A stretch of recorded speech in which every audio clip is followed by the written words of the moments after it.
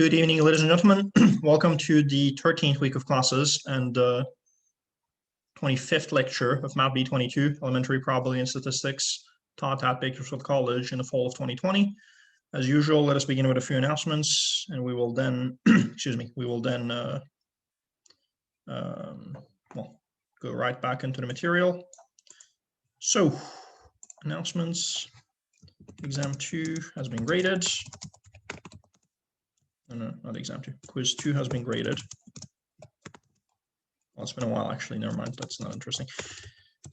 Exam 2 was due on Sunday, the 15th. If you need additional time on that, it's okay. You know, I'd rather have you submit something and get a grade than not submit anything, because that's bound to fail. You're bound to fail if you don't submit anything. So if you need another couple of days, fine, take it. As far as homework goes, all of the homework for Unit 2 was also due on Sunday the 15th. Now, for the homework, there are two halves. For sections 4.1, 4.2, 4.3, 5.1, and 5.2, you nearly had like a month to do it, so there will be no extensions. At this point, if you submitted it by Sunday, great. If not, that's it, done, okay, because you nearly had a month to do those, even longer for some. On the other hand, for the other sections, the more recent ones, 6.1, 6.2, 6.3, 4, the deadline was changed to Sunday the 12th, not 12th, the 22nd of November, okay? So for those, if you needed a bit more time, there you go, you have it, okay? It was originally due. For the exam, let me also write what I just said if you need another couple of days. It's just, you know, I'd rather have you submit something than not submit anything. There is homework assigned for sections 7.1 and 7.2. At this point, for any remaining homework, or for any new homework, the deadline will be the last day of classes, or the Sunday of the last week of classes, which is the 6th of December, okay? So the deadline for section 7.1 and 7.2 is the 6th of December. We're going to do a bit of chapter 8. The deadline for that is also, the deadline for the homework of that is also going to be the 6th of December. Okay, so you will have a quiz 3, which will be mandatory. You will have an exam 3, which will be optional. We'll talk about more on that once the time comes. And the final is mandatory in 30% of the grade by itself.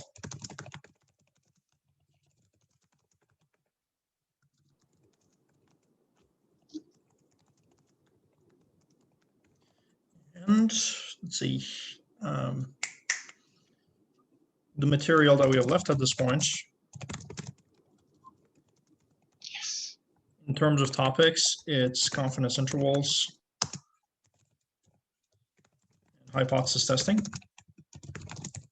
In terms of material from the book, that corresponds to chapters 7 and 8 in the book. Textbook, that's where we'll stop, okay?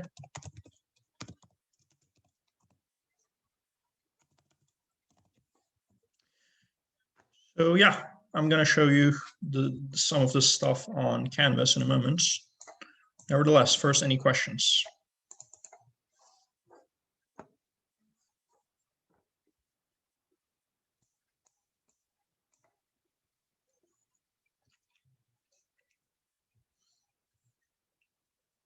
Why is exam 3 optional?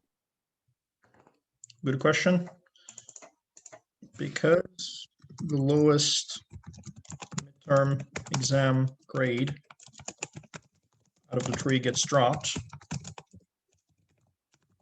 So if you're happy on your first 2 exam grades,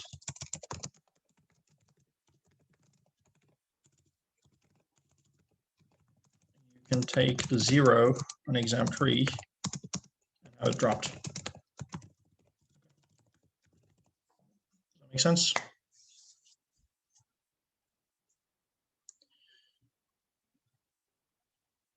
Christian? Oh yeah, yeah. Okay. And I have 2 questions which are fairly similar. It's the same idea. One of them is the final going to be take home like the other exams? The other one is, will we be able to use notes during the final? So it's essentially the same question. Well, not essentially the same question, but similar questions. Now, I had said at the beginning of the semester that I'm going to make the final in the same format as one of the previous exams. Since I had you do everything you take home during the semester, if I then ask you to like do a Zoom exam on the final, that would fuck things up like in an incredible level. You know, all sorts of things would go wrong if we do it for the first time on the day of the final. So I'm not going to do that to avoid like to avoid any complications like that. So yeah, because the semester exams were all take home, the final is also going to be take home. Okay, and so it's going to be the same idea as in terms of being able to use your notes and whatnot. Okay, so it's just going to be the pledge of honor, not to communicate with other people. Beyond that, yeah, you can use your notes and your books. Okay. But yeah, like if you try to do something new on the day of the final, it's bound to fuck up. Like it's a terrible idea. So you know, if I wanted to, if I wanted to do a Zoom exam for the final, I should have done that for one of the midterm exams. Okay. All right. Anyone else?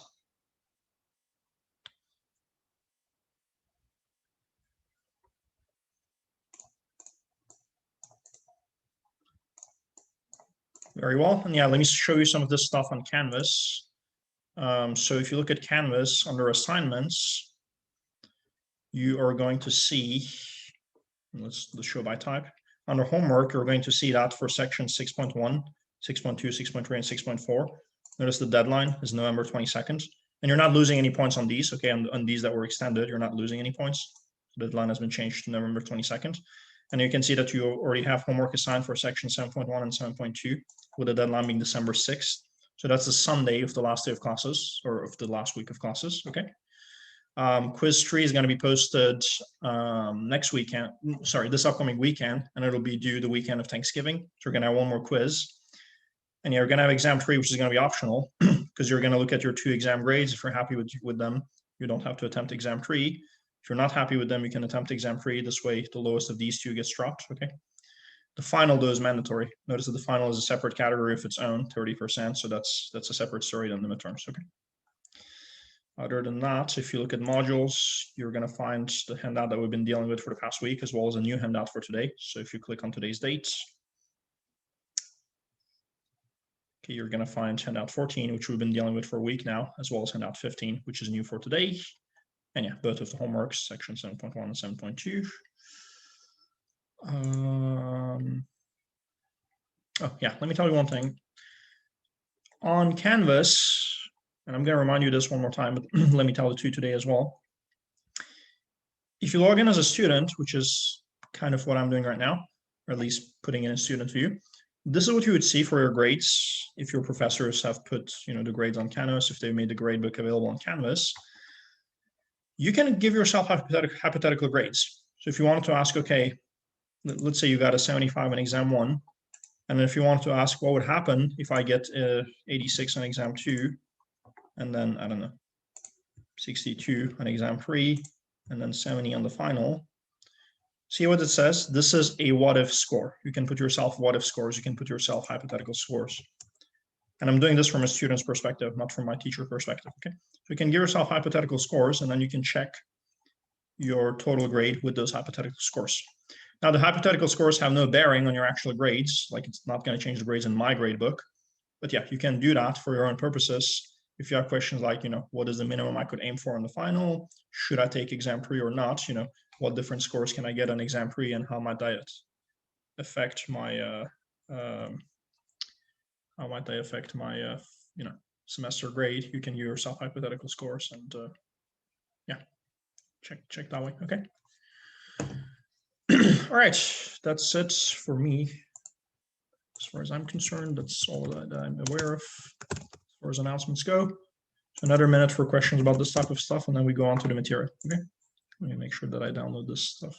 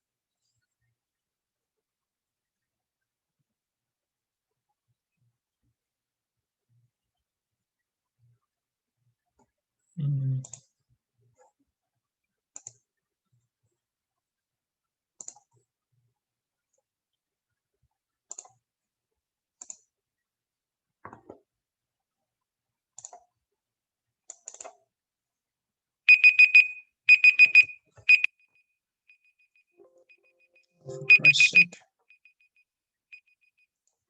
Wait. Okay, I just realized that it may not be a bad idea to get that last page of notes from Thursday. I should have done that.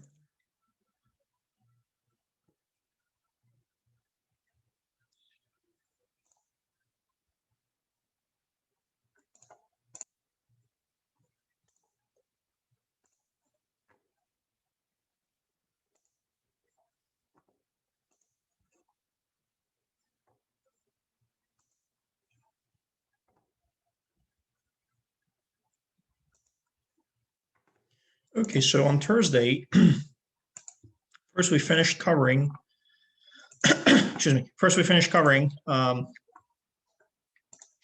confidence intervals, how to build confidence intervals for population proportions. Okay, that's what we had done.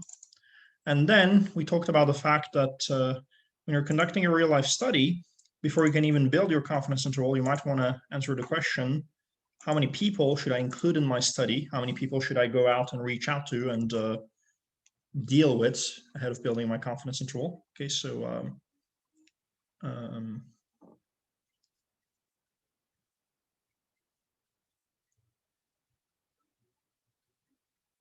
so that's the second thing. Well, that's the last thing we had begun discussing on Thursday.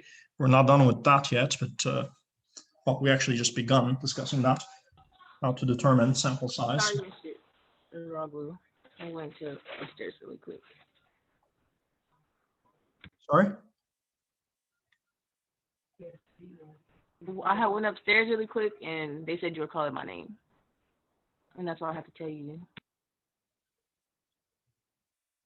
I could not hear what you said, but no, I did not call your name.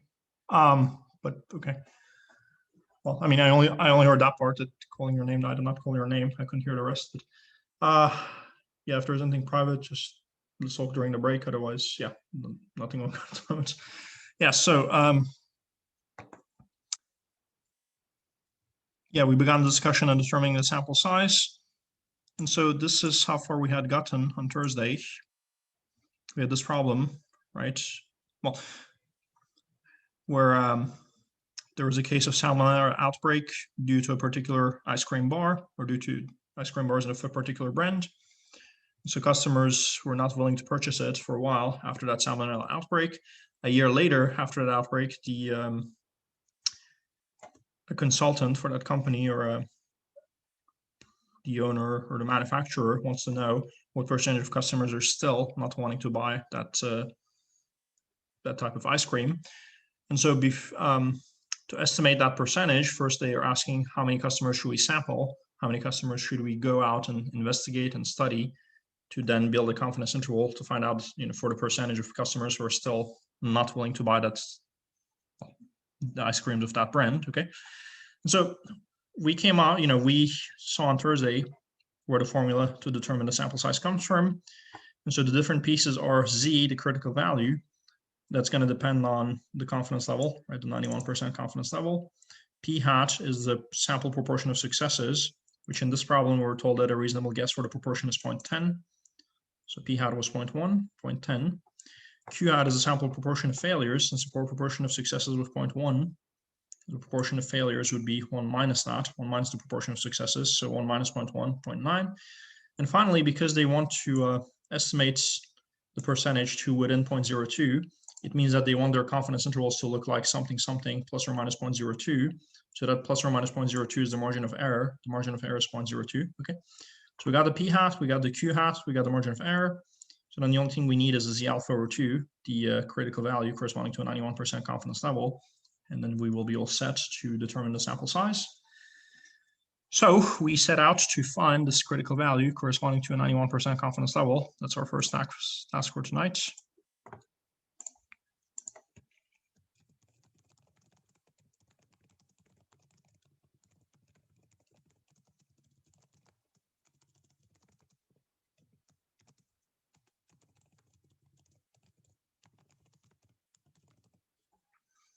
We're going to find the critical value corresponding to the 91% confidence level.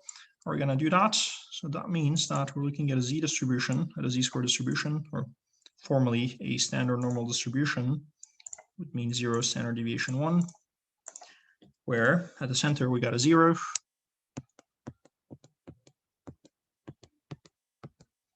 And we have two cutoff values, negative Z alpha over 2 and positive Z alpha over 2.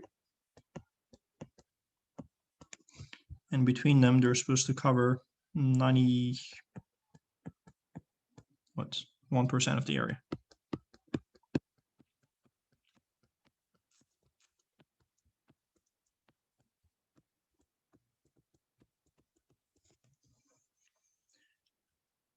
Actually, you know what? Let's just do this in decimals because ultimately we're going to be fetching it as a decimal from the Z-score table. Okay. So the area shaded in black in the middle is 0.91.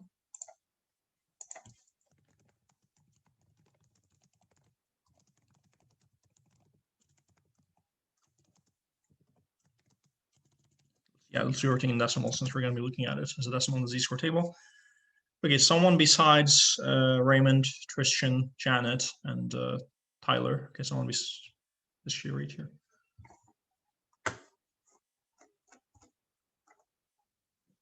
Yeah, fine, she's not here. Yeah, someone besides Raymond, Tristan, Janet, and Tyler. If the area in the middle is 0.91, what does that leave outside in the two tails?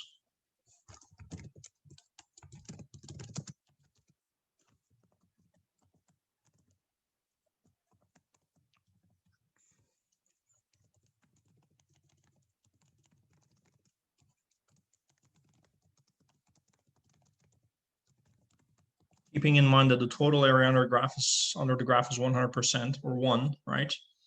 So if the area in the middle is 0.91, what does that leave out in the two tails? Yes. Thank you, Lauren and Anthony. We just subtract the area in the middle from 1 to get 0.09. And so what does that leave in one tail?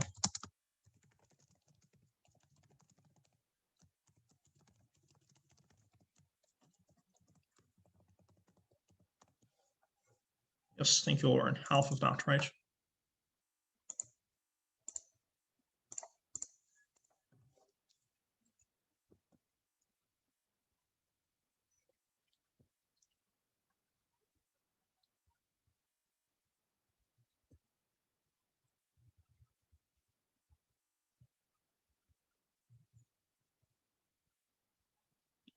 So this area is half of 0.09. 0.045. Yep. And since we're going to be looking it up in the Z-score table, we can write it with 4 digits. So we will look at the Z-score table, find the Z-score corresponding to an area of 0.050. Whatever the closest thing to this might be. We're going to go and try to fetch it. Z-score table, here we come. So among the negative Z-scores, we need a 0.0450. Let's see if we have that. I guess, yeah, we could keep this color. So these all begin with 0 zeros. This begins with a 0, 1. This begins with a 0, 1. This begins with a 0, 2. This begins with a 0, 3. Finally, something that begins with a 0, 4. So this is 4, 4, 6. If you keep going right, it's going to become smaller since we're among negative numbers. And this is 4, 5, 5. So what's closer to 4? What's closer to 0.0450? Is it 0.0446 or is it 0.0455? 0.0446. Yeah. Yes, thank you, Jaden. Yeah, you can just find the distance, right? And we're going to do that in a moment. You could think about it this way. It's like you got a 450 and a 446 and a 455. The 446 is only 4 away from 450, whereas the 455 is 5 away. Okay, so the 446 is closer. Very good. So can someone go ahead and read the z-score corresponding to that? And it's not going to be bad at all because the last digit is 0 anyway, right? It traces back to 0. So then what's the z-score corresponding to this? Negative 1.7. Just that, right? Just negative 1.7. Thank you very much, Kimberly. Yep. All right. Good stuff. We got the z-score.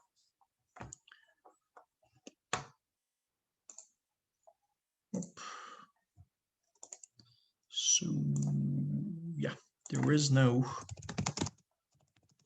0450 in the z-score table. There is a 0.0446 and a 0.0455.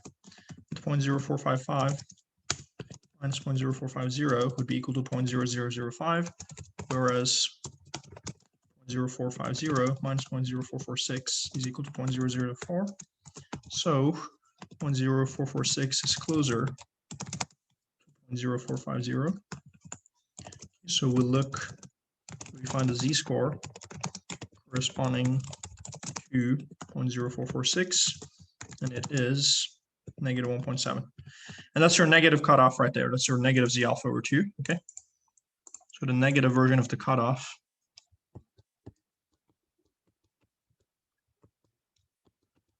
negative 1.7. As such, the positive version of the cutoff is just positive 1.7. Okay. Let me scroll back and ask you, are there any questions about this process?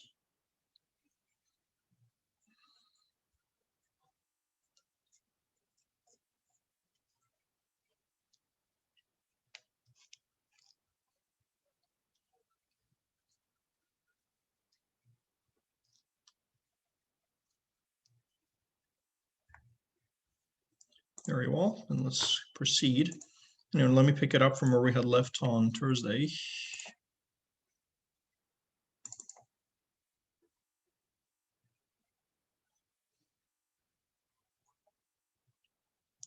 On Thursday, we had already established that P hat is 0.1, Q hat is 0.9. The margin of error is 0.02, and we just had to find a critical value corresponding to a 91% confidence level. And now we found that critical value, B Z equals 1.7. So now we got all the ingredients that we need in the formula, okay? Now we got all the ingredients that we need in the formula. So now it's just about plugging everything in. So the sample size will be 1.7 quantity squared times 0.1 times 0.9 divided by 0.02 quantity squared. When we do that, let's see what the calculator is going to give. So 1.7 quantity squared times 0.1 times 0.9 divided by 0.02 quantity squared, 650.25.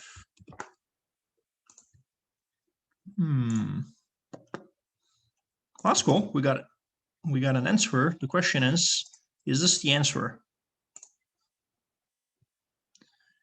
And of course, if any of you are familiar with the NBA from the 90s and 2000s and have a bar for jokes as low as mine, you can say, no, this is not Allen Iverson. But anyways, yeah, so is this the answer?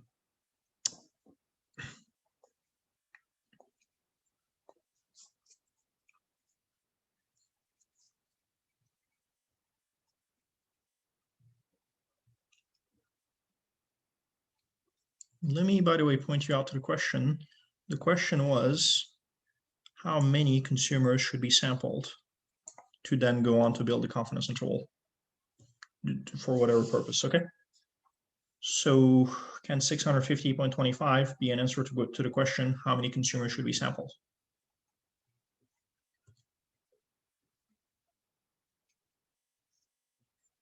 Yes. No. A disagreement. Why do you think yes, or why do you think no? Well, I guess why do you think no would be more interesting? I guess there isn't much to say if you think that yes, but why do you think not? Because there's a decimal. And what's Yes. wrong with that? Well, I might like be thinking about it wrong. Go ahead and tell us your reasoning. Actually, you're right to think that it's not, and you're right that the decimal is the Because you issue. can't have a quarter of a person. Yeah, There we go. that's what I was thinking.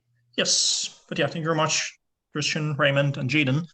So now, if you're finding the mean number of people, sometimes because, you know, when you find the mean, you could have a fractional number, that's fine. But then this is not about the mean number of people. This is very concretely, how many people should I go and like fetch from the street or from the internet or whatever it is?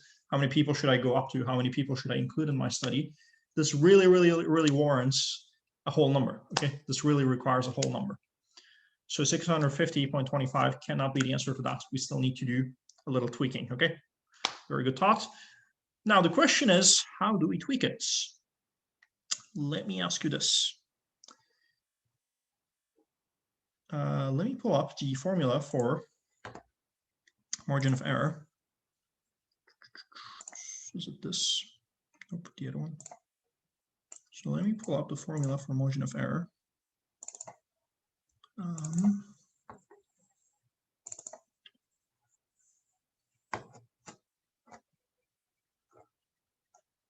Or actually, we could also just use this.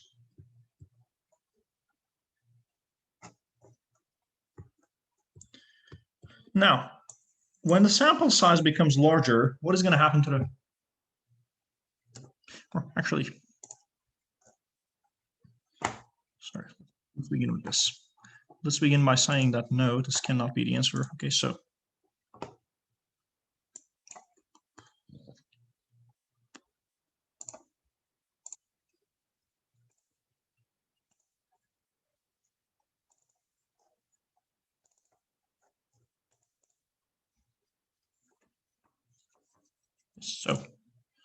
we use the formula to determine the sample size. Got that n is supposed to be equal to 50.25. That cannot be the answer, since the question is about how many people we should include in our study.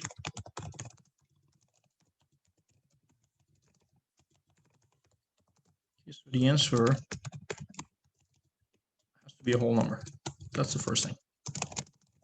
Now, the second thing is,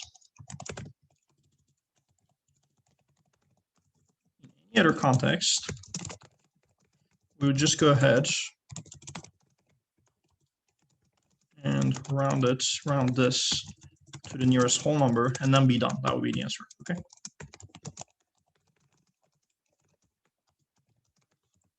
About this context, let's think about it a little bit.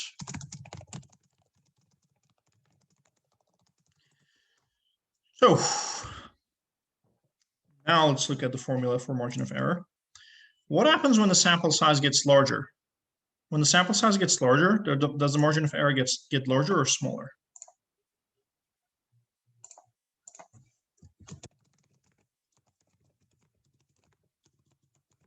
With everything else being the same, if the sample size gets larger, the margin of error, capital E,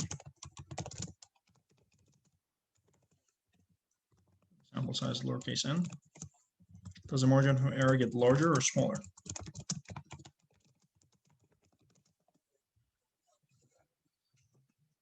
Smaller. Okay. Is that intuition, or do you have a good argument? The reason I'm saying like when it gets larger or when it's smaller because you have more people, so you're more comfortable or confident about the actual population mean. So it will be less. Oh, okay. Am I cool then?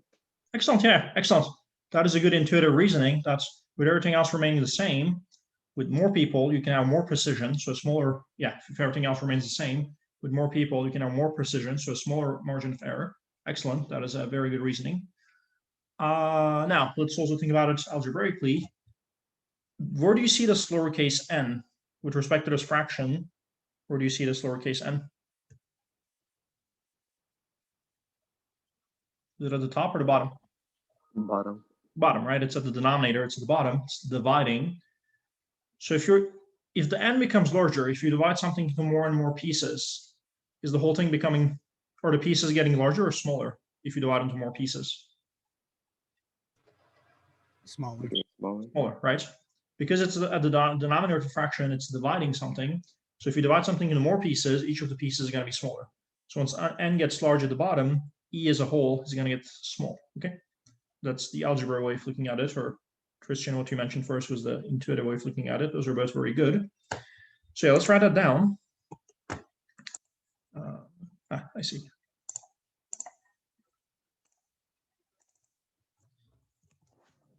Larger, with everything else being the same.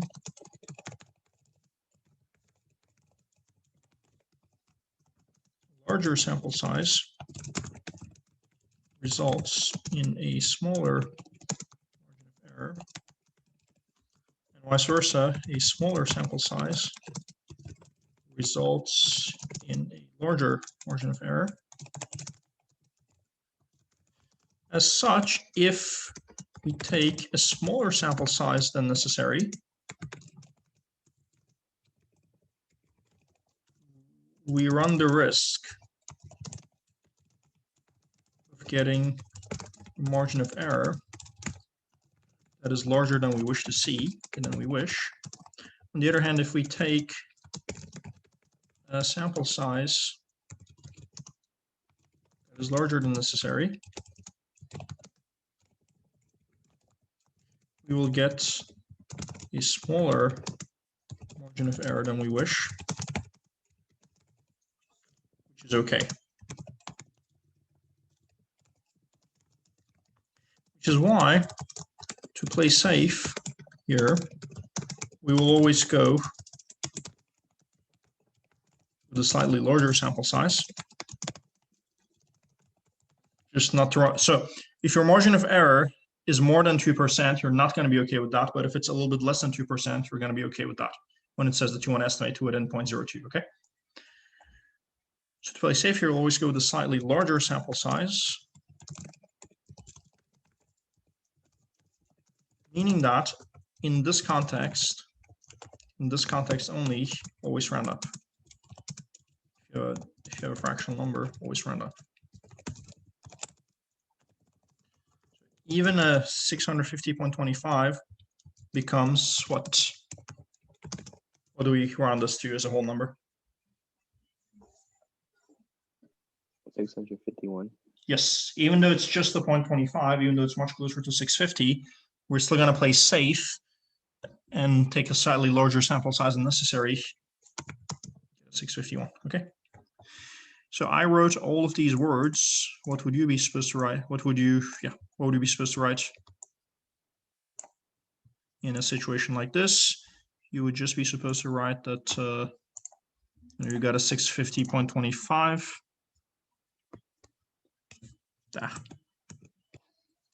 You got a 650.25.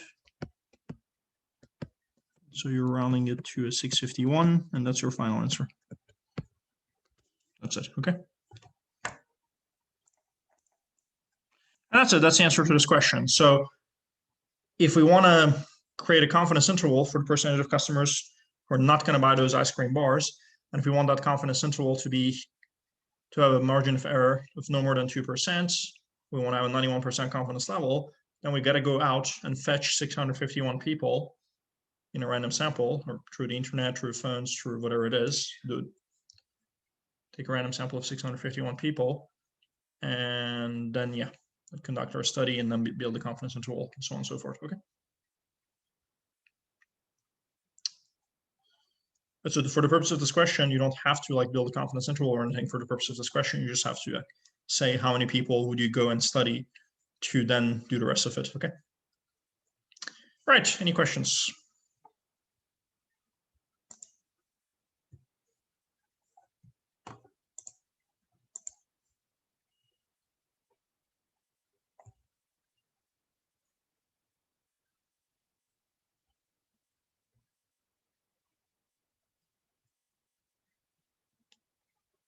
All good? Very well. Then let's look at the last problem from this handout. It's going to be the same type of problem, essentially. With once again a slight tweak. In preparing a report on the economy, we need to estimate the percentage of businesses that plan to hire additional employees in the next 60 days. How many randomly selected employers must we contact in order to create an estimate in which we are 97% confident with a margin of error of 3%? So, first of all, where is, excuse me, where is the question in all of this? The question is here, how many randomly selected employers must we contact? Right, so it's not about actually building a confidence interval just yet.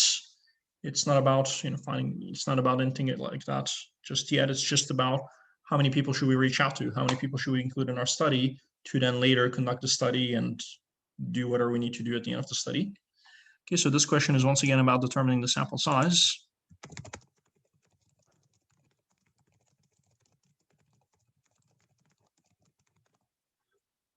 Okay, as such, we're going to use the formula to determine the sample size.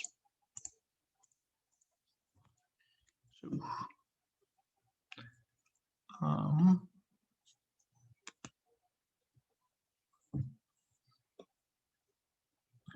n equals z alpha over 2 quantity squared, p hat q hat divided by margin of error quantity squared.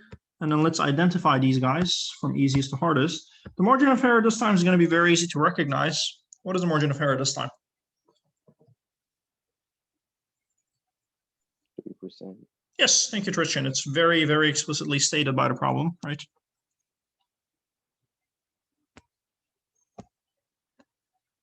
So E is 3%, aka is a decimal 0.03. Now this 97% confidence level, which of the values is determined by that out of the remaining ones?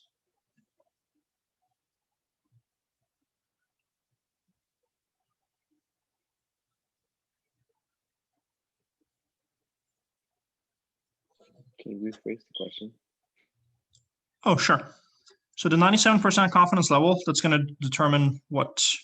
Is it going to determine the critical value, or is it going to determine the sample proportion of successes or the sample proportion of failures? Like, is this tied to the Z? Is this tied to the P hat or the Q hat? Oh, to the Z. To the Z, very good. So the 97% confidence level is going to determine the Z. Now it's not equal to Z, but it's tied to it. Okay, so we have to find critical value, Z score, corresponding to a 97% confidence level. That's what that is about. Okay. Right. Now, we already used the 97%. We already used the 3%. Are there any numbers? Well, actually, let's go ahead and find the Z. Let's go ahead and find that Z since that's the longest part. And I'm going to cheat since I already have this ready. Just going to change things a little bit. Now it's 97% instead of 91%.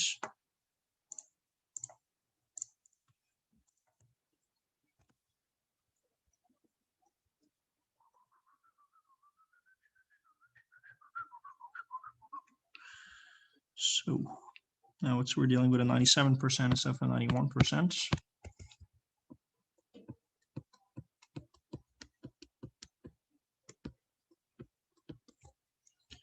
And so the area in the middle is 0.97. And then the area on each side, well, the area outside is 3%, 0.03.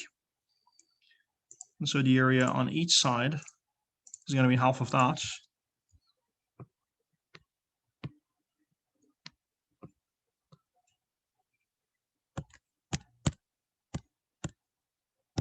So 0.03 divided by 2, which is 0.0150.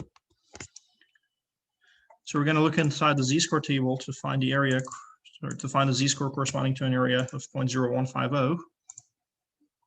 Let's go ahead and do it.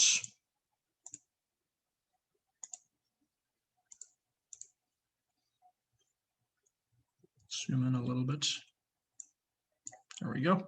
So 0.0150, right? So these begin with 0 zeros, none of these. 0107, 0139, 0179. Let's go here. 174, 170, 166, 162, 158, 154.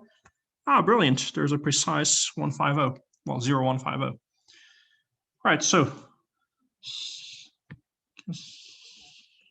what is the z-score corresponding to this?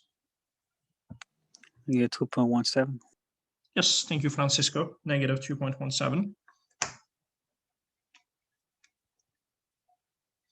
So this was a lot nicer because there's directly a 0150. You don't need to like worry about what's closer and this and that. Okay, so the area or the z-score corresponding to the area 0150 is negative 2.17.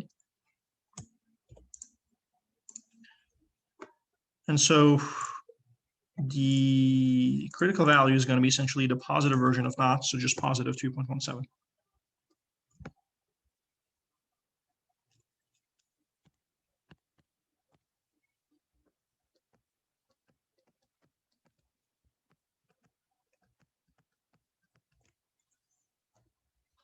Any questions about this process?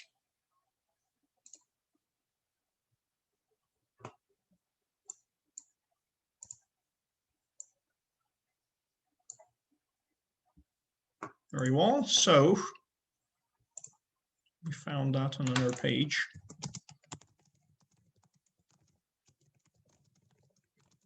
Found that critical value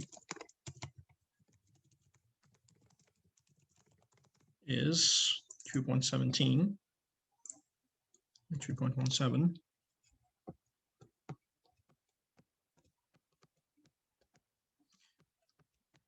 Great. We got the E, we got the Z. So if we could find the P hat and the Q hat, we would all be set. Would be all set. Now, look at the problem. Is there anything that could be a P hat or a Q hat in that problem? We already used the 97%, so it's not that. We already used the 3%, so it's not that. Is there anything in that problem that could be the proportion of successes or the proportion of failures in the sample?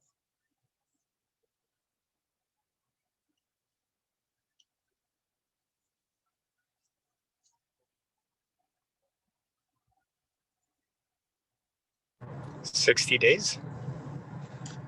60 days. So that's the only other number that we have left, really, right? There are no other numbers left. We already used 97%. We already used the 3%. That's literally the only other number that we have left is the 60 days. Could the 60 days be a proportion of successes or failures, though?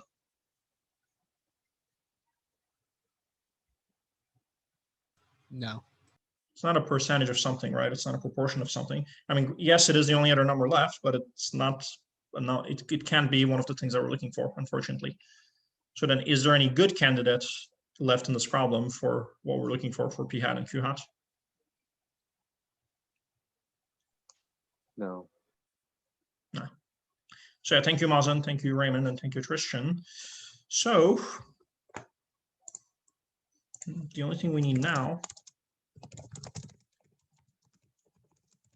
is P hat and Q hat. The problem does not give us those.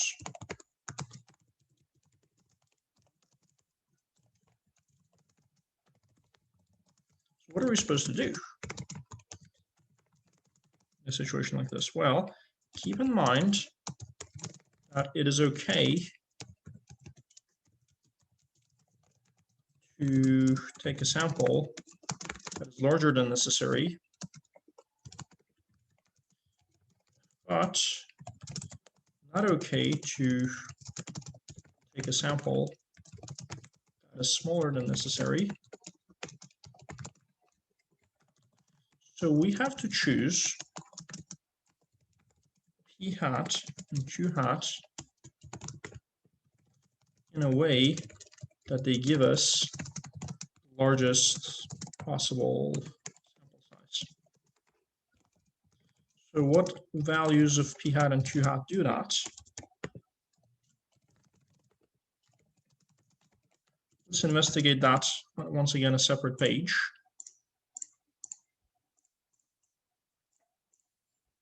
You know, what values are we supposed to choose for p hat and q hat? That's the next question we're going to answer.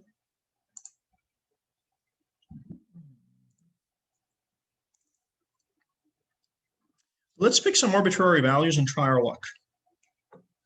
Now, let me point this to your attention. Notice that in the formula, you don't have p hat or q hat isolated. You have p hat times q hat. So we want to make this product, this multiplication, as big as possible. We want to pick p hat and q hat in a way that this multiplication is as big as possible. And by the way, you can't just say p hat is 1 and q hat is also 1, right? Because they can't both be 1 at the same time. They're connected. They're tied to each other. So let's have this discussion. First of all, if p hat was 0, what would q hat be?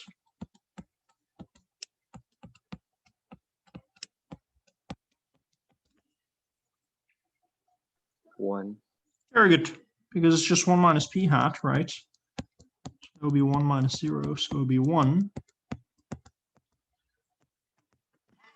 Excuse me.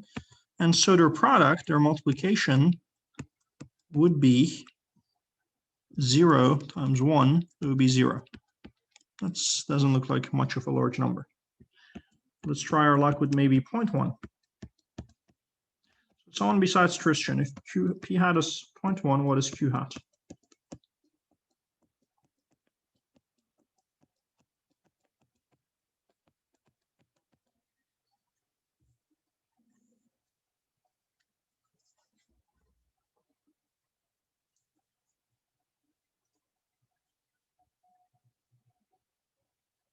Anyone?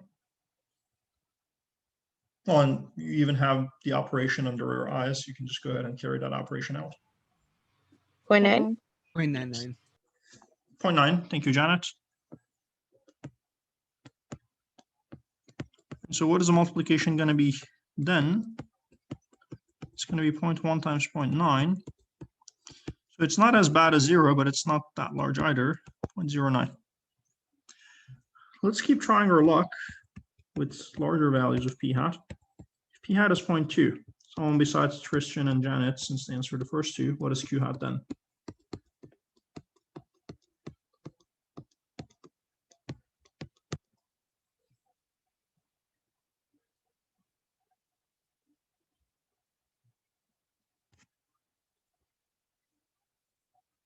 Yes, thank you, Anthony, 0.8.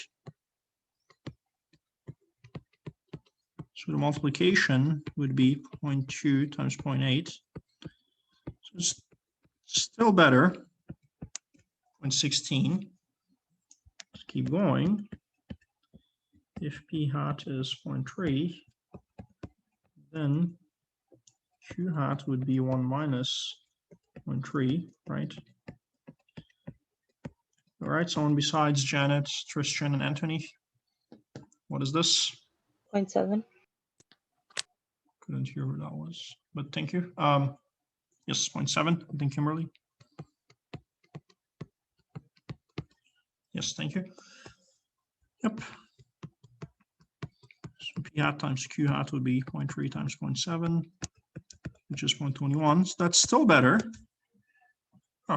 So far, the larger we took the p hat, the larger we got for the multiplication. And again, we want to make that multiplication the largest possible thing it could be, because, you know, to play safe, in the absence of knowledge, we want to take the sample size to be as large as possible. P hat is 0.4, then Q hat is going to be 0.6.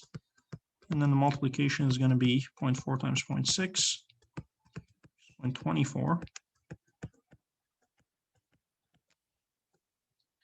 And finally, no, not finally, maybe not. If P hat is 0.5, then what is Q hat?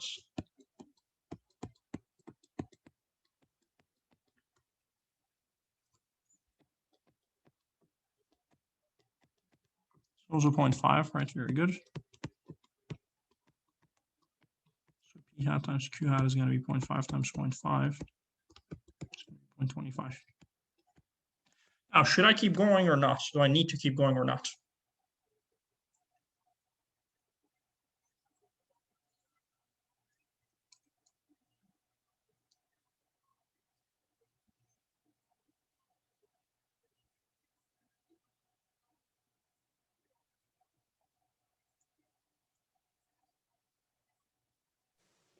No, Why not?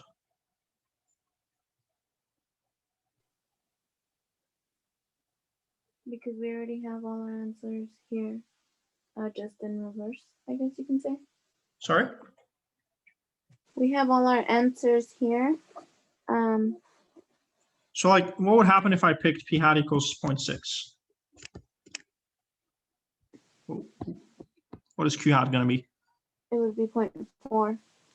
Did we already know what that, like, what the result is Yeah. then? That brings you back to 0.24, right?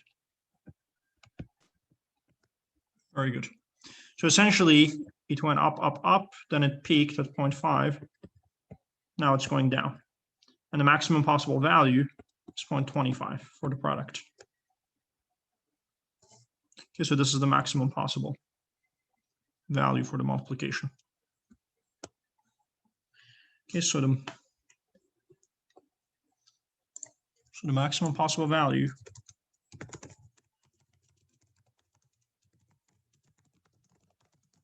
for the multiplication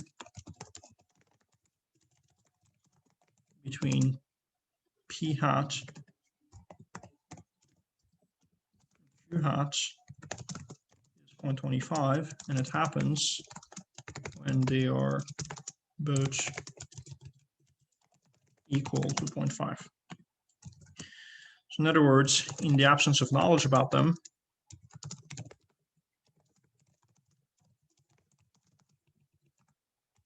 to play safe for the sample size,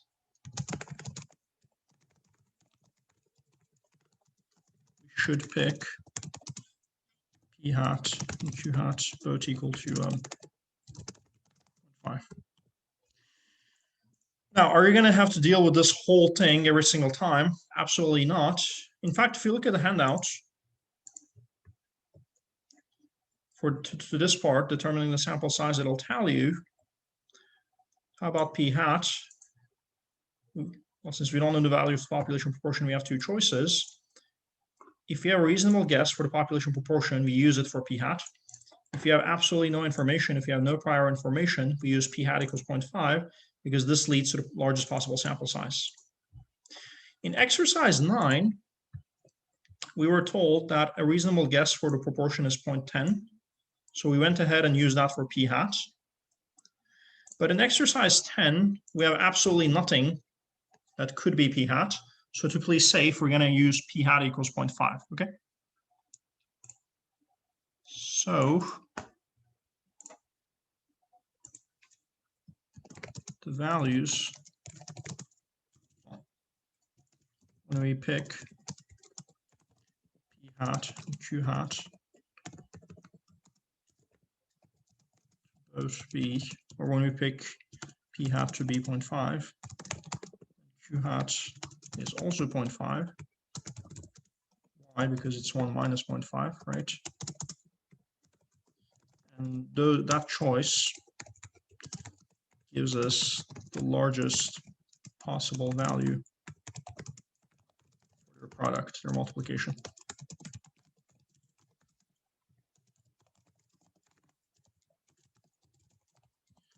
So if you have no idea, in the problem, if you're given no information, keep the problem gives us no information about what p hat might be, we pick p hat to be 0.5.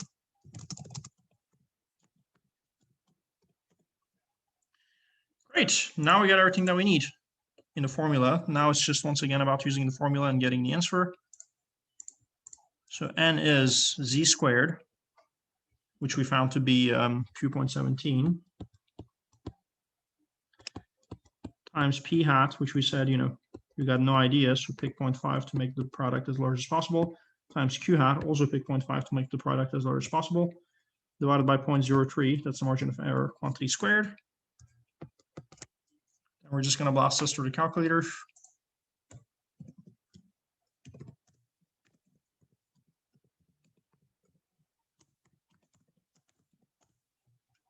This is what we get. Now, if we get this, what is the answer?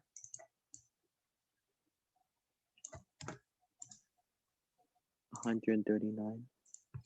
Yes, you got to round it to a 9. Very good. And again, in any other context, you just round to the nearest, not in this context. In this context, you go around to the next, well, to the higher value, just to make sure that, you know, if necessary, you pick a larger sample size, but definitely not a smaller sample size, okay? So this rounds up to 1,309, and that's it. That is the answer. Very well. That's the end of our discussion for handout 17. Let's be back at 7:05, so you can take a moment to copy this and digest it. At 7:05, I'll give you an opportunity to ask questions about this, and then we'll move on to the new material. All right, welcome back, ladies and gentlemen. So for the past 5 minutes outside of the recording time, we took some questions, well, which mainly ended up being about the structure of the class in terms of the quizzes and the exams and whatnot that are awaiting us, but also some questions about, well, section 7.1 that we just finished. So now we're beginning a new section in the textbook, section 7.2. And as far as what it is as a concept, now that we dealt with building confidence intervals in the context of population proportions, we are going to deal with building confidence intervals in the context of population means. Okay, so we're still dealing with confidence intervals. In that sense, it's quite similar. However, the difference is that now, instead of trying to estimate a proportion, we're trying to estimate a mean. What's the meaning of this? So previously, we were trying to estimate things like the percentage of smokers, the percentage of college students who went from freshman year to sophomore year, the percentage of what else did we do in those questions? The percentage of patients who would benefit from a placebo pill. So these are some of the things that we did in the previous chapter. Now it's going to be about the mean amount of something. So maybe the mean height of everyone in the United States, maybe the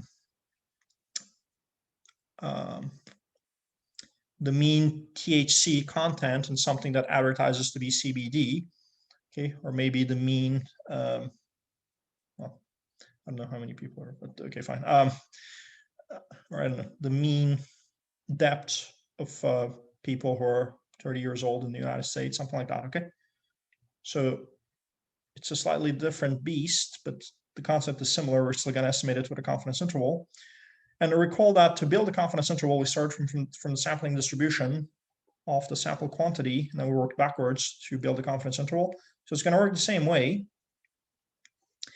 Basically, when everything is said and done, first of all, as far as the conditions for the confidence interval go, we still need a random sample.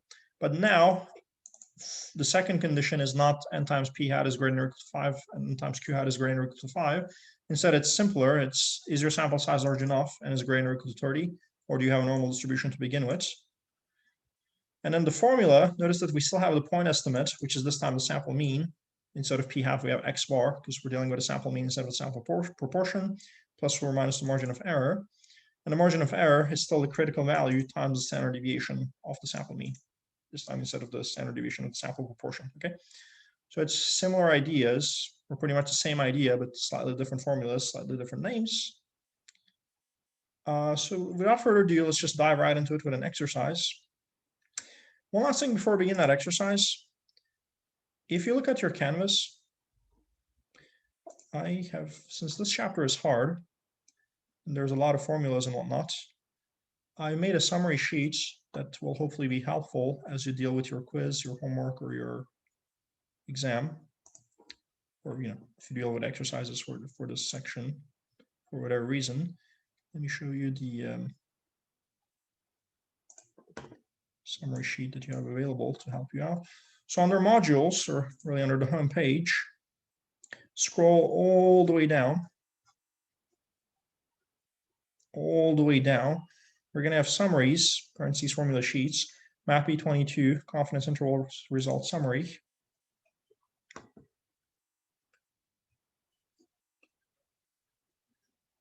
So here you have the different symbols. Right? How do you write a population proportion? How do you write a population mean? How do you write a sample mean? How do you write a sample variance? And so on. And then, in the context of a population proportion, what are the conditions for confidence interval? What is a critical value? What is the margin of error? How do you build the confidence interval? And how do you find the sample size?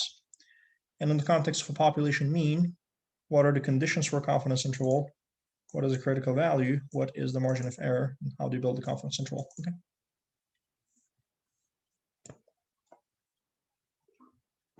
So you have this formula sheet, the summary sheet available, which will hopefully be helpful as you're dealing with this stuff. But anyways, without further ado, let's just go ahead and look at this with the exercise. A nutrition laboratory tests a random sample of 20 reduced sodium hot dogs. From the sample, they find that the mean sodium content is 310 milligrams. Assume the sodium content is approximately normally distributed and that the population standard deviation is 36 milligrams. First, let us collect info.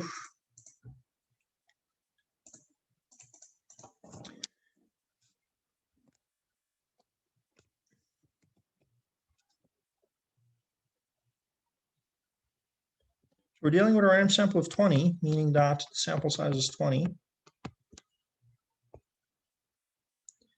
For the random sample of 20, mean sodium content turns out to be 310 milligrams. But that's the sample mean. It's the mean in the sample. So that's the X bar. And we can assume that the population standard deviation is 36 milligrams.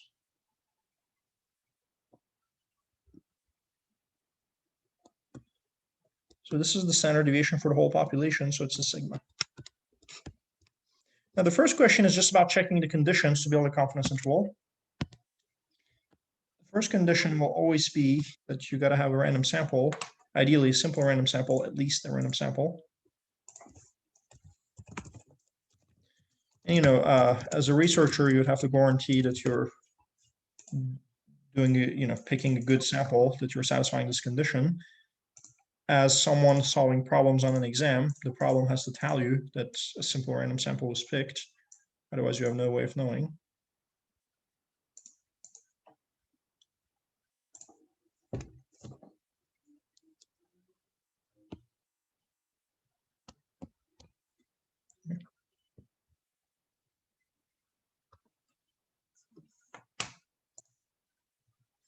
Condition number 2. Basically, the central limit theorem must hold, which is going to happen either if the original population is a normal distribution or the sample size is large enough. Okay. So in the context of mean, this is condition number 2, slightly different than in the context of proportions. Okay, so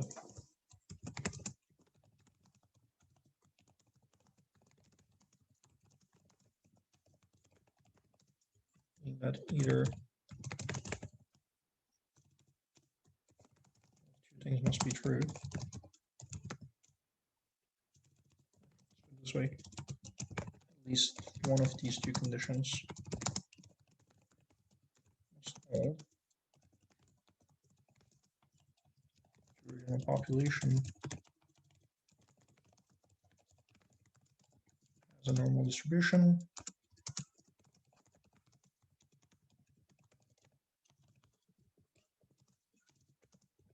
Or the sample size is large enough, which for us the rule of thumb is the sample size being greater than or equal to 30 in the context of means.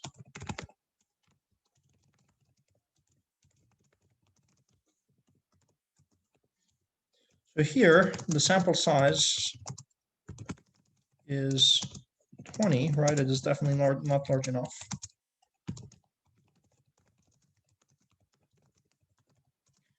But we do not care because the other condition holds. As long as one of the two conditions hold, that's good enough. Again, I'm going to stick to the color code that blue is what you would have to write, black is my explanations. So what would you have to write here? You would just have to write that the original population has a normal distribution. How do we know? Because the problem tells us so. The problem tells us that the sodium content is approximately normally distributed. Okay.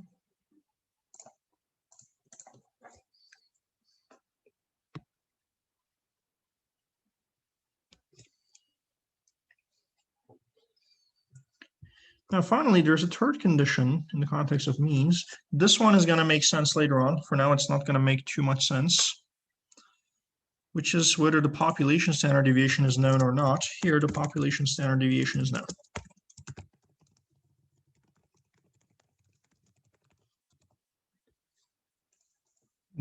We know that. Problem tells us so.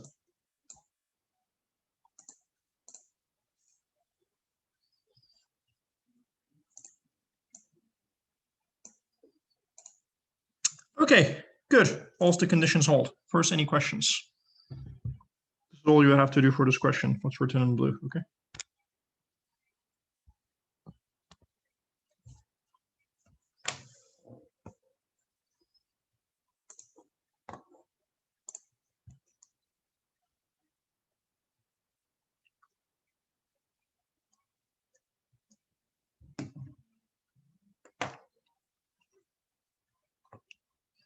Let me display this for another moment, maybe.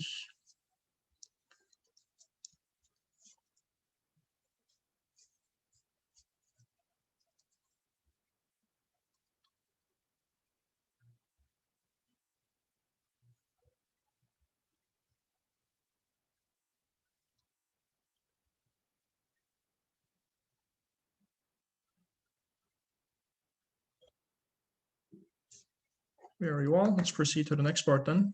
Now that we know that the conditions hold, we can actually go ahead and build a confidence interval for the mean sodium content of those hot dogs.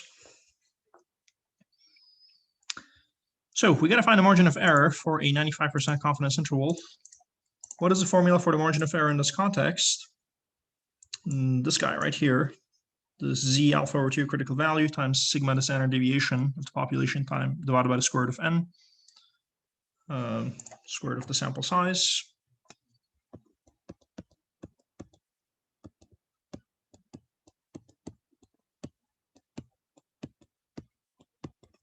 Now we already established that sigma is 36, that n is 20, or the sample size is 20, and the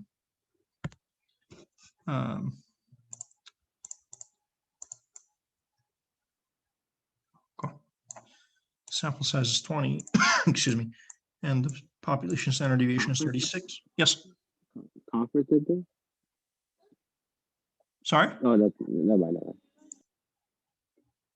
Okay. And then the z will be determined by the 95%. Okay, so we have to find the critical value corresponding to a 95% confidence interval. Now, you might think, whoa, are we going to have to deal with that whole like draw a graph and find the area in the tail and like go look at the z-score table? It's so annoying. We're going to deal with that whole thing. The answer is no. There's actually, since it's a 95%, we're actually going to have an easier time.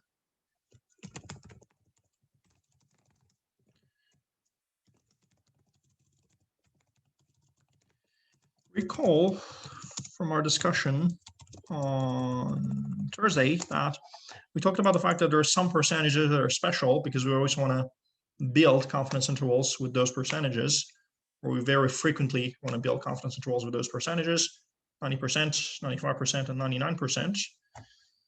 And because of that, in the z-score table, they get their own place.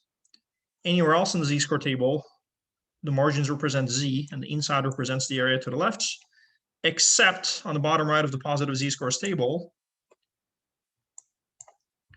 where you get the common critical values corresponding to a 90% confidence level, a 95% confidence level, and a 99% confidence level. So for 95%, you don't have to like draw the graph and go through the whole motions again. You can just come fetch the critical value from here, okay?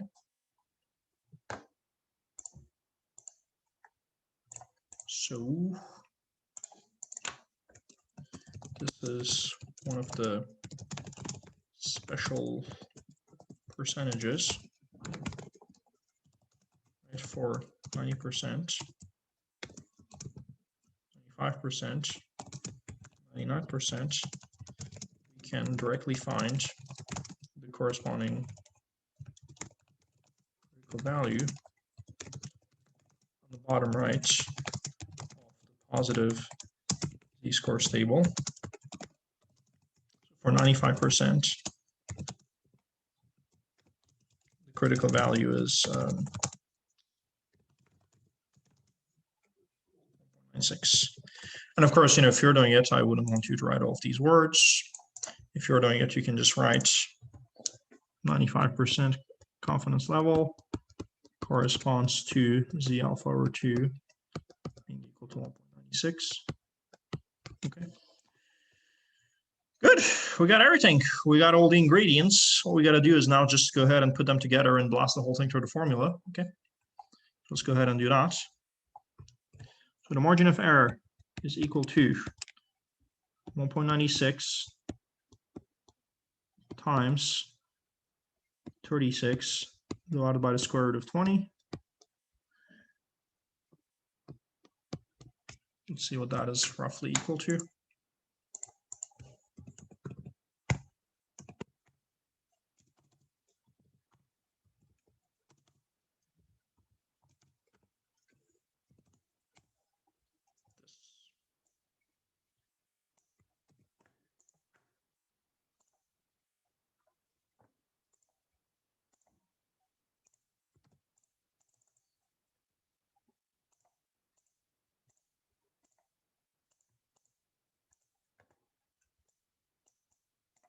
So this guy, which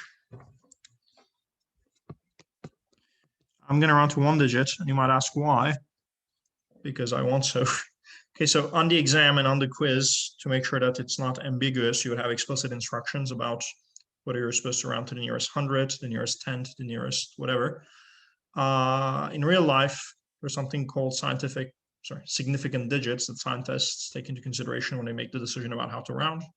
We didn't really go over them in class. You would go over those if you are in a science class. But yeah, in lecture, if we're together, we can just go with the flow.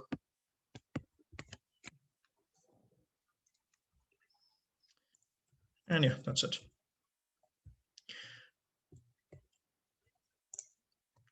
Let me keep this up for a bit. Any question about this part?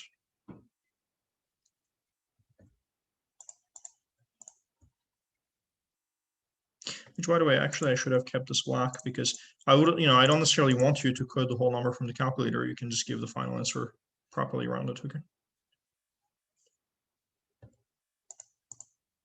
So technically, these would not be strictly necessary either.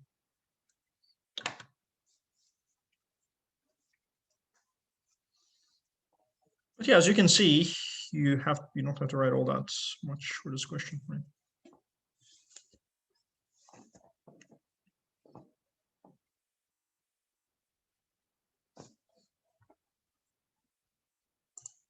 All right, any questions about this part?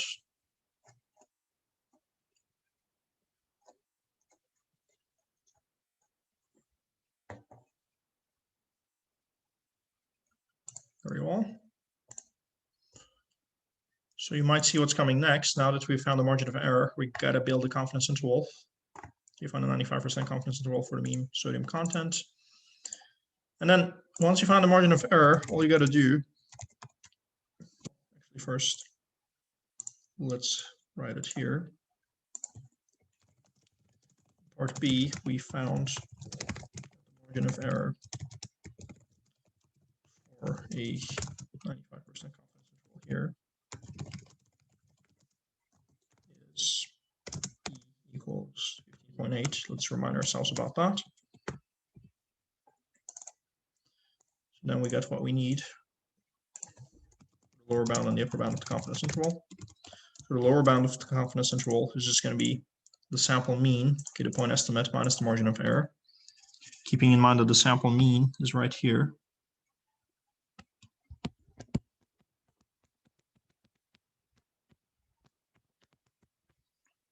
So this is going to be x bar minus E, so 310 minus 15.8,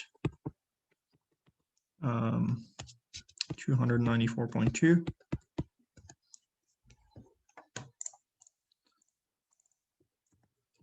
And the upper bound is just going to be x bar plus the margin of error.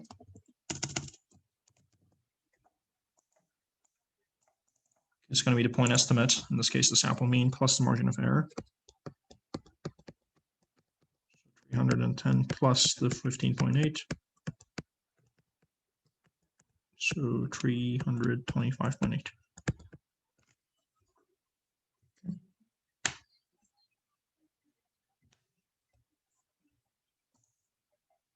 That's good enough, but you could write it as you could write a final sentence if you wish. The confidence interval is given by 94.2, 325.8. But I mean, if you already wrote what's the lower bound and what's the upper bound, that's good enough, okay? Again, CI standing for confidence interval.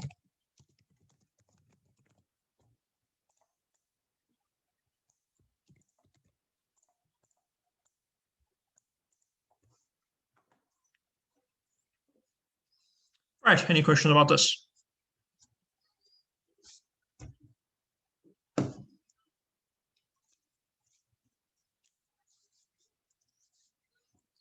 Very well. Now that we found our confidence interval, what remains? Well, just to interpret it.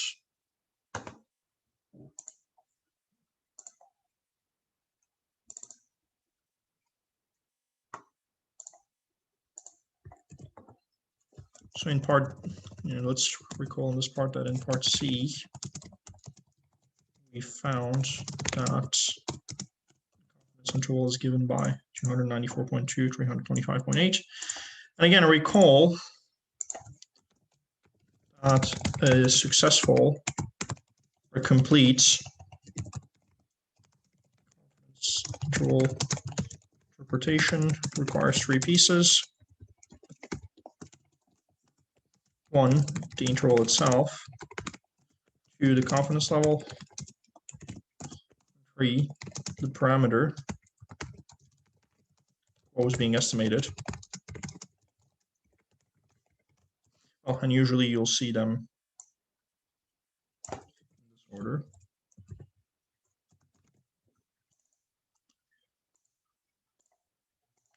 So here we are 95% confident, because we built a 95% confidence interval, that the mean amount or sodium content in all hot dogs of that brand is between 294.2 milligrams and 325.8 milligrams. That's it. So not a very easy sentence, but not terribly bad either, right? And again, there are quite a few ways that you could write it. I kind of stick to one way this way, like if someone has no idea, they have a standard that they can refer to. But there are quite a few ways that you could write it, okay? As long as it contains those three pieces of information.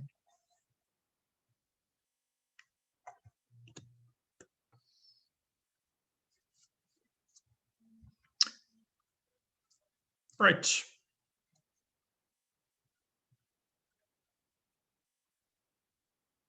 Any questions? So we have successfully dealt with our first question about confidence intervals in the context of population means, okay? So let's look, we're going to look at another question of this type. Nevertheless, before we go on to do that, anything about this? Which again, maybe I should pause the recording in case some people are being shy. Right, so let us go ahead and look at the next problem.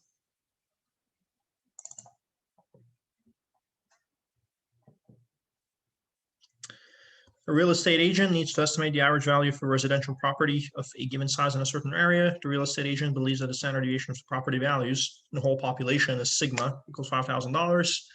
And a random sample of 36 units gives a sample mean of $90,000. Once again, if we go on collect info mode, sigma equals 5,000, I mean, there's really no need to rewrite this. It's already written with the symbol and everything. We're dealing with a random sample of 36. I should have made this thinner. We don't even need to rewrite this. It's written with the proper symbol and everything. We're dealing with a random sample of 36 units. So the sample size is 36. And in that sample, we came up with a sample mean of 90,000. So X bar is 90,000. All right, check the conditions for confidence interval. Number one, always random sample. And again, ideally simple random sample. Otherwise, just a random sample will do. So really, from a theoretical perspective, it has to be a simple random sample. But anyways, so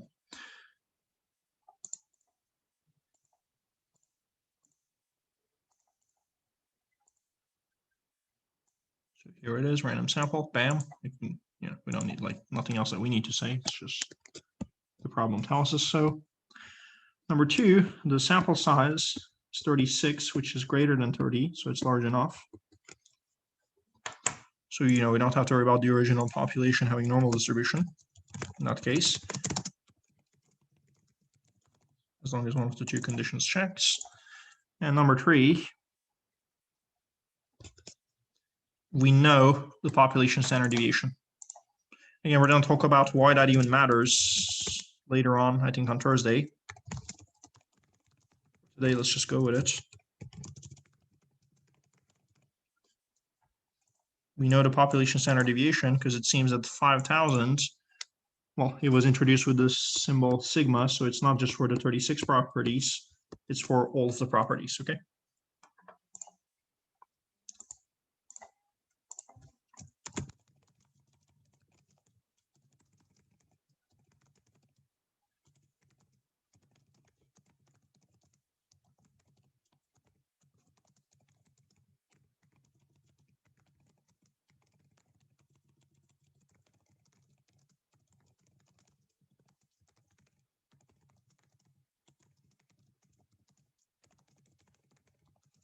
Whole population. Okay, and again, you guys would just have to write whatever is written in blue. Questions so far?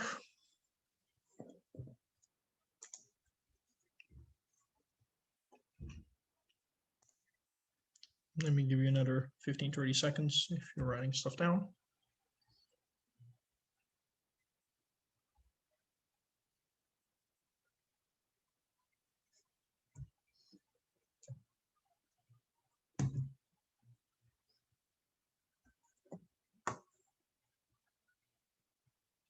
Okay, very well. Let's go ahead and look at the next part of this problem. It's probably going to be about finding margin of error. Indeed, for a 94% confidence interval. That sucks because 94% is not a special percentage. We're going to have to go through the motions of finding the critical value. But again, looking at the formula for margin of error, E equals Z times the sigma divided by the square root of n. We already know what the sigma is very explicitly. We know what the n is, dealing with 36 units. And then the Z is going to come from the 94% confidence interval. So we have to find the critical value corresponding to a 94% confidence level.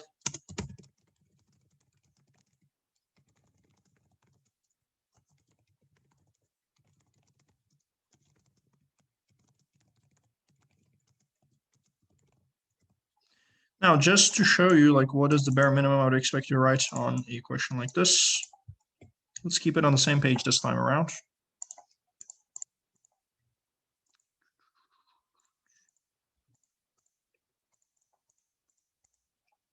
This time around, let me stick to the bare minimum. I would expect you to write a question like this. You know, when you have to find a critical value for a weird percentage, what do I expect you to do? I do expect you to draw a graph to clearly show me that you know the deal, that you know you need two cutoffs, and that between them they need to cover 94% of the area in this case.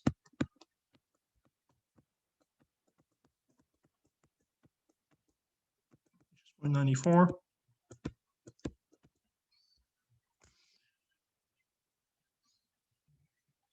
And they show me that you know what you got to do for this tail. Right, so 1 minus 0.94.06, and then 0.06 divided by 2 is that left tail.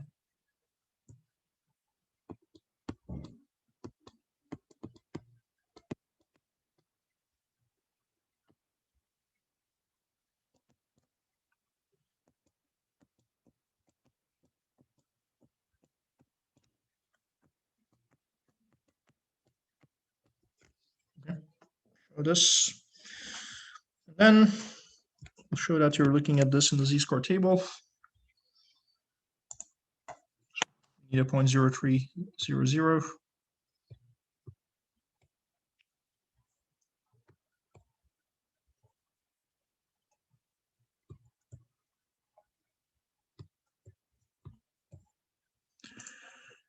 Okay, so these begin with 0 zeros.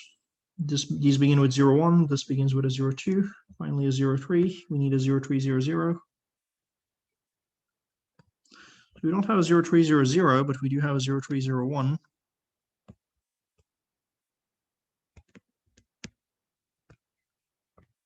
What is the z-score corresponding to this? Negative 1 point. Try one more time, please, Mazen. Sorry. Point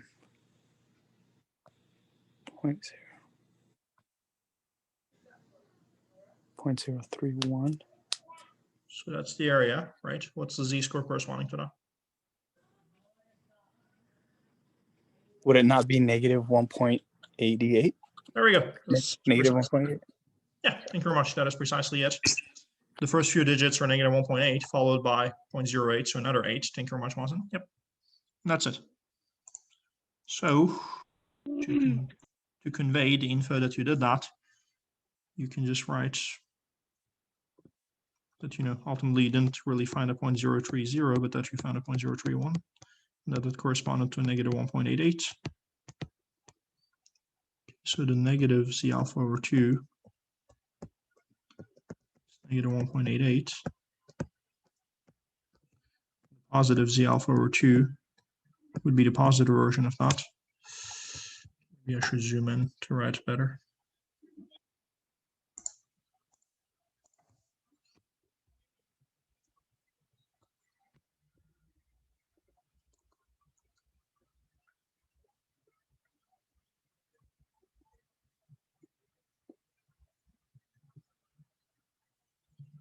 Okay, there we go. So negative z alpha over 2, negative 1.88. So positive z alpha over 2 is going to be the positive version of that, 1.88. So it's still a lot to write for the critical value, but not as bad as what I do, right? Not as bad as all of the words and whatnot. And this was the worst part of this. Okay, now that we got the critical value, we're ready to find the margin of error, which we'll do in a moment. Any questions about finding the critical value? This time I went about it quite a bit faster because we already did it a few times. Nevertheless, if there's any lingering doubts, any lingering issues, confusions, necessity for clarifications, please do ask.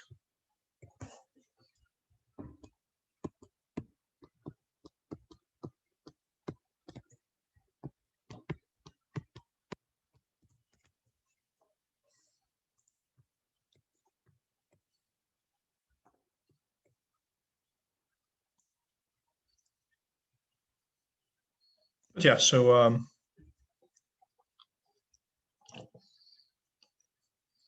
going to go on to the next page to find this margin of error now that we have everything that we need to find it.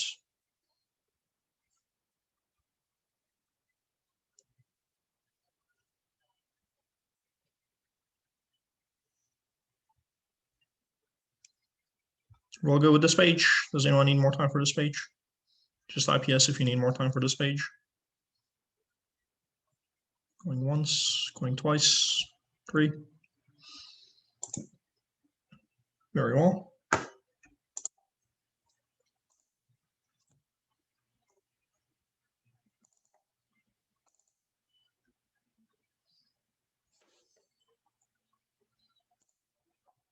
But yeah, so we're still on finding that margin of error.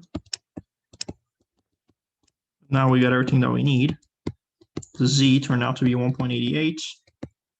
The sigma was given all along, and the sample size was given all along.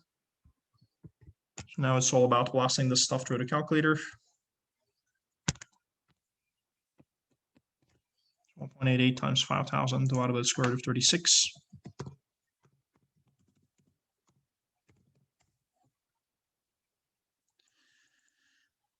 Now, usually, again, we kind of go on the fly about how to round. This time, though, there's a very good rationale about how we should round. How should we round here? How many digits should we keep? What are the units of this number? Like, is this in grams? Is this in ounces? Is this in inches? Is this in feet? Is this in miles? What is this in?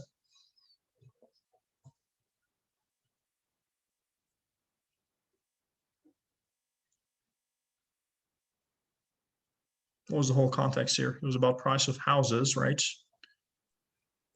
So what are the units? Yes. USD. Yeah, USD, right? Thank you very much. That is indeed it. Thank you. As such, since it's USD, how should we round?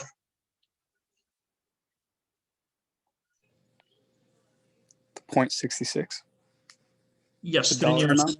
The cents. Yeah. to the nearest dollar or to the nearest cent, right? So since this question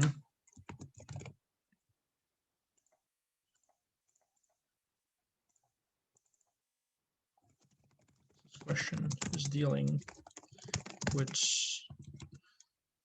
units of dollars, only acceptable rounding is to the nearest dollar or the nearest cent.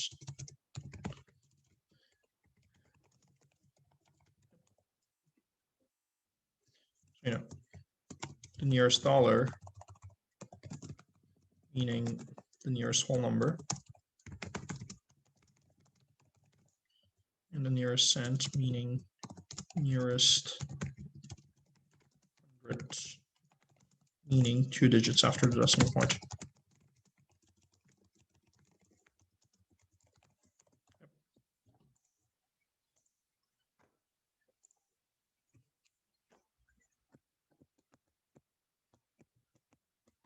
Let's just go with the nearest. I mean, it is in thousands. We could go with the nearest dollar. Yeah, let's just go with the nearest dollar just to make life easier on ourselves. Okay.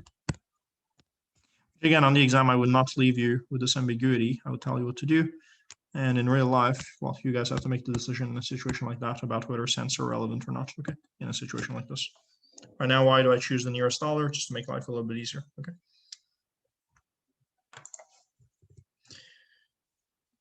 Right. Any questions?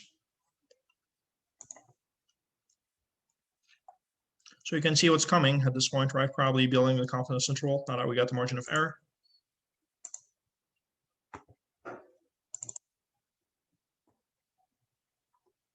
Yep, the 95% confidence interval for the mean property value. In part B, we found the margin of error E to be 1,567. That was the margin of error. Then we also got the sample mean, right? The sample mean turns out to be, well, it's given all along. It's 90,000. So we're all set. We're really all set to give the confidence interval. The lower bound is just going to be the sample mean minus the margin of error.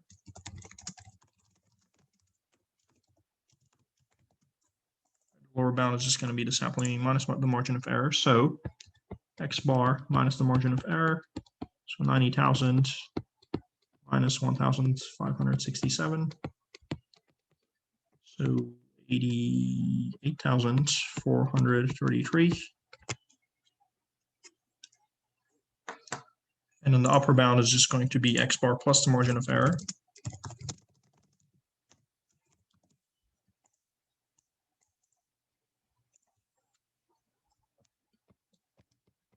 So 90,000 plus 1,567. 1,567. So that's it, but you know, you can write a sentence at the end or not. The confidence interval is given by 8,433, 21,567. Okay.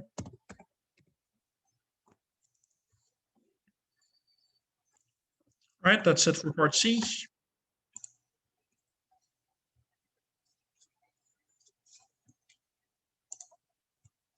Any questions?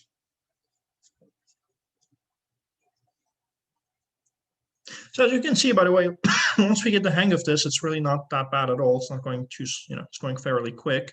And in terms of what you have to write, it's also not that bad, right?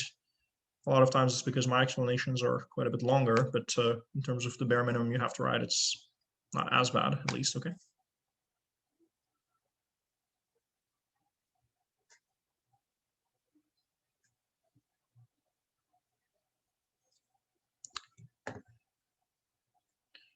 Very well. So then part D, and you can see what's coming. It's probably going to be about interpreting it. Indeed. Part C, we had found that the confidence interval is given by this.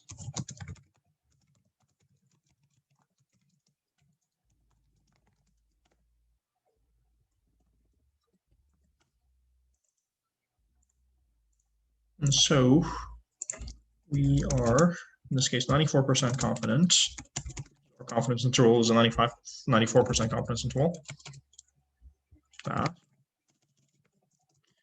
the mean value of all residential properties that size in that area is between $88,433 and $21,567 for residential properties.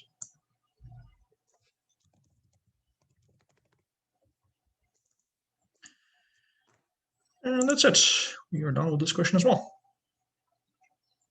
So again, let me give you a moment to write things down. Let me pause the recording once again, just to make sure if you have any questions about this problem overall. I believe we're going to begin a new problem. Indeed, how many test runs if maybe let's, the other one might be written a little more explicitly. How many BC students are required for determining the mean time spent by a student on Reddit to within 10 minutes with 95% confidence? If a guess is that the standard deviation of time spent on Reddit in the entire population is 30 minutes. So this question is about determining the sample size, right? Okay, so this question is about determining the sample size.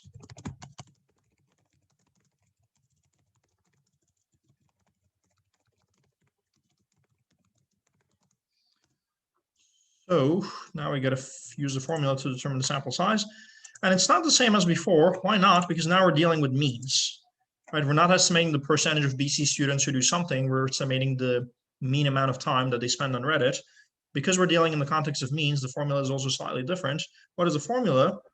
Well, the idea is the same. You start from the formula for the margin of error, and you solve for the sample size, okay? How? So we have that the margin of error is equal to the critical value. Let's just write it as z times sigma, or the square root of the sample size. We can flip on both, well, yeah, we can flip on both sides. 1 over the margin of error is going to be equal to the square root of the sample size divided by z times sigma. Then we can multiply both sides by z times sigma. On the right hand side, we're going to get a cancellation. On the left hand side, we end up with z times sigma divided by the margin of error is the square root of n. Now we can square both sides to get rid of the square root, and it gives us this formula, okay? So this is the formula for determining the sample size in the context of dealing with a population mean. So that's what we got to use in this problem.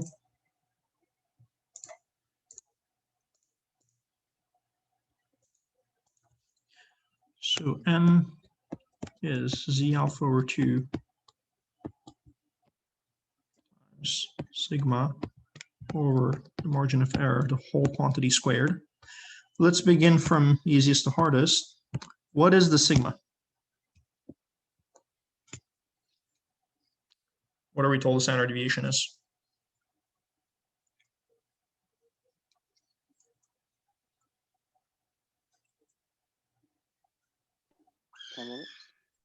Yes?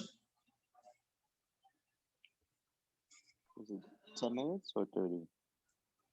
30, because it's this is the standard deviation, right? So the standard deviation in the entire population is 30 minutes.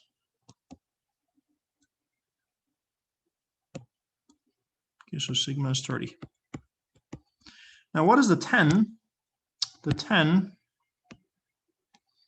is the margin of error. Why? Because I should have used a different color than blue since I use green. The 10 is the margin of error. Why? Because when it says 2 within 10 minutes,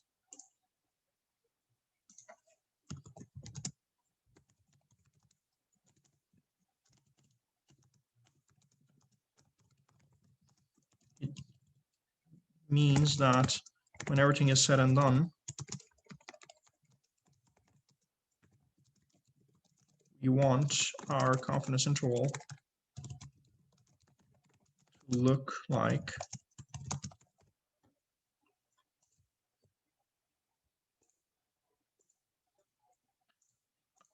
when everything is said and done, we want our confidence interval to look like x bar plus or minus 10. Okay, something plus or minus 10. So this is the margin of error.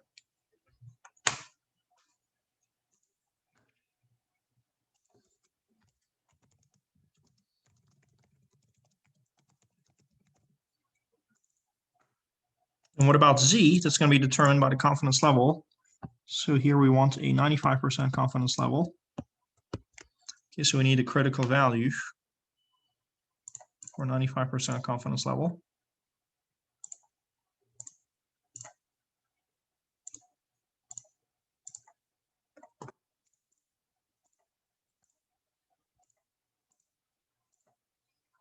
We need to find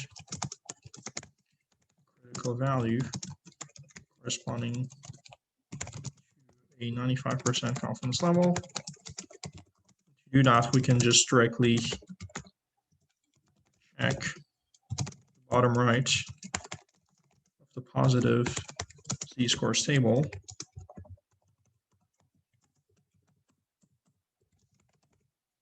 We find that critical value, and we've already done this, 1.96, right? For 95%, the critical value is 1.96. We've already done this tonight once. Check the z-score table, the positive version, the bottom right. For 95%, here's your critical value, 1.96. Cool. We got everything that we need. We're done. Well, not done, but we're going to be done very soon. Well, both for this problem and for the purpose of the class tonight, because we got everything that we need So Z is 1.96. The standard deviation was 30. The margin of error was 10. We got to square this whole quantity. So 1.96 times 30 divided by 10, whole quantity squared. This is what we get.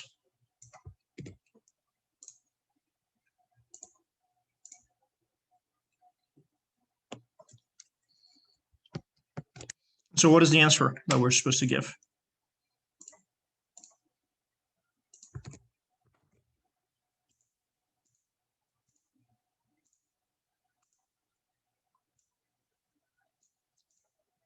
Since it's about how many BC students, it can be 34.57 students. What does it have to be?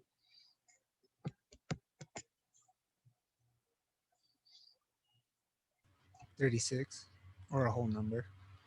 So you don't have to like round up and round up again. You know, if it so happens that the nearest number that you round to happens to be rounding up, that's good enough. So just 35. 35, okay. So here it so happens that the nearest number that you round to is That was my rounding up. mistake, Zach. No, that's fine. And yeah, it's understandable. That's why I understood your reasoning.